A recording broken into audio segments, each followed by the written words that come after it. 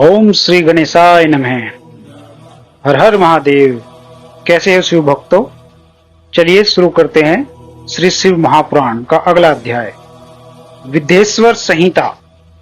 प्रयाग में सूत जी से मुनियों का तुरंत पापनाश करने वाले साधन के विषय में प्रश्न, जो आदि और अंत में तथा मध्य में भी नित्य मंगलमय हैं, जिनकी समानता अथवा तुलना कहीं भी नहीं है, जो आत्मा के स्वरूप को प्रकाशित करने वाले परमात्मा है, जिनके 5 मुख हैं और जो खेल ही खेल में अनायास जगत की रचना, पालन और संहार तथा अनुग्रह एवं तिरोभाव रूप 5 प्रबल कर्म करते रहते हैं, उन सर्वश्रेष्ठ अजर अमर ईश्वर अंबिकापति भगवान शंकर का मैं मन ही मन चिंतन करता हूँ।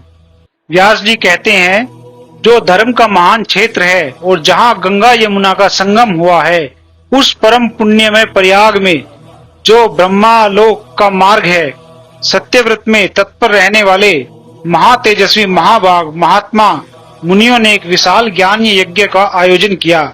उस ज्ञान यज्ञ का समाचार सुनकर पौराणिक शिरोमणि व्यास शिष्य महामुनि सूत जी वहां मुनियों का दर्शन करने के लिए आए।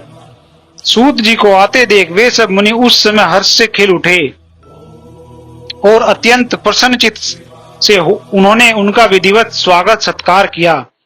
तत्पश्चात उन प्रसन्न महात्माओं ने उनकी विधिवत स्तुति करके विनय पूर्वक हाथ जोड़कर उनसे इस प्रकार कहा, सर्वज्ञ विद्वान रोम हर्षण जी, आपका भाग्य बड़ा भारी है।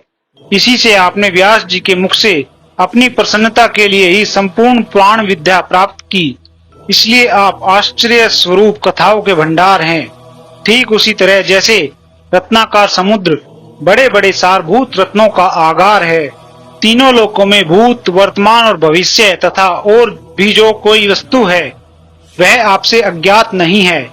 आप हमारे सौभाग्य से इस यज्ञ का दर्शन करने के लिए यहाँ पधार गए हैं और इसी व्यास से हमारा कुछ कल्याण करने वाले हैं, क्योंकि आपका आगमन निरर्थक नहीं हो सकता। हमने पहले भी आपसे शुभाशुभ तत्व का पूरा वर्णन सुना है, किंतु उससे तृप्ति नहीं होती। हमें उसे सुनने की बारंबार इच्छा होती है। उत्तम बुद्धि वाले सूत जी, इस समय हमें एक ही बात सुननी है। यदि आपका अनुग्रह हो तो गोपनीय होने पर भी आप उस विषय का वर्णन करें। घोर कलयुग आने पर मनुष्य पुण्य क्रम से दूर रहेंगे, दुराचार में फंस जाएंगे और सब के सब सत्य भाषण से मुंह फेर लेंगे, दूसरों की निंदा में तत्पर होंगे, पराये धन को हड़प लेने की इच्छा करेंगे, उनका मन पराई स्त्रियों में आसक्त होगा तथा वे दूसरे प्राणियों की हिंसा किया करेंगे, अपने शरीर को ही आत्मा समझेंगे, मूढ़ नास्तिक और पशु बुद्धि रखने वाले होंगे, माता पिता से द्वेष रखेंगे, ब्राह्मण लोभ रूपी ग्राह के ग्रास बन जाएंगे, वेद बेचकर जीविका चलाएंगे, धन का उपार्जन करने के लिए ही विद्या का अभ्यास करेंगे और मद से मोहित रहेंगे, अपनी जाति के कर्म छोड़ देंगे, प्रायः दूसरों को ठगेंगे, तीनों काल की संध्या उपासना से दूर रहेंगे और ब्रह्म ज्ञान से शून्य होंगे। समस्त क्षत्रिय भी स्वधर्म का त्याग करने वाले होंगे, कुसंगी पापी और व्यभिचारी होंगे, उनमें शौर्य का भाव होगा, वे कुत्सित चौर्य क्रम से जीविका चलाएंगे, शूद्रों का सब बर्ताव करेंगे और उनका चित्त काम का किंकर बना रहेगा। वैसे संस्कार भ्रष्ट, सर्वधर्म त्यागी, कुमार्गी, धनोपार्जन परायण तथा नापतोल में अपनी कुत्सित वृत्ति का परिचय देने वाले होंगे। इसी तरह शूद्र ब्राह्मणों के आचार में तत्पर रहेंगे, उनकी आकृति उज्जवल होगी, अर्थात वे अपना कर्म धर्म छोड़कर उज्जवल वेशभूषा से विभूषित हो व्यर्थ घूमेंगे। वे स्वभावतः ही अपने धर्म का त्याग करने वाले होंगे, उनके विचार धर्म के प्रतिकूल होंगे, वे कुटिल और द्विजनंदिक होंगे। यदि धनी हुए तो कुकर्म में लग जाएंगे, विद्वान हुए तो वाद विवाद करने वाले होंगे, अपने को कुलीन मानकर चारों वर्णों के साथ वैवाहिक संबंध स्थापित करेंगे, समस्त वर्णों को अपने संपर्क से भ्रष्ट करेंगे। ये लोग अपनी अधिकार सीमा से बाहर जाकर द्विजोचित सत्कर्मों का अनुष्ठान करने वाले होंगे।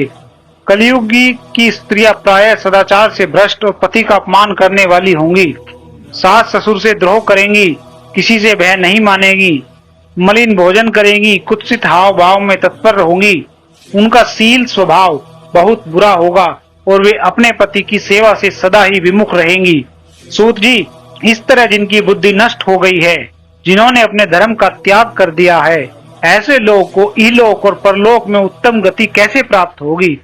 इसी चिंता से हमारा मन सदा व्याकुल रहता है। परोपकार के समान दूसरा कोई धर्म नहीं है। अतः जिस छोटे से उपाय से इन सबके पापों का तत्काल नाश हो जाए, उसे इस समय कृपा पूर्वक बताइए, क्योंकि आप समस्त सिद्धांतों के ज्ञाता हैं। व्यास जी कहते हैं, उन भावितात्मा मुनियों की यह बात सुनकर सूत जी मन ही मन भगवान का स्मरण कर कर उनसे इस प्रकार बोले। वो अध्याय 9 समाप्त होता है। भक्तों, आगे शिव पुराण सुनने के लिए कृपया चैनल को सब्सक्राइब करें। बोलिए हर हर महादेव।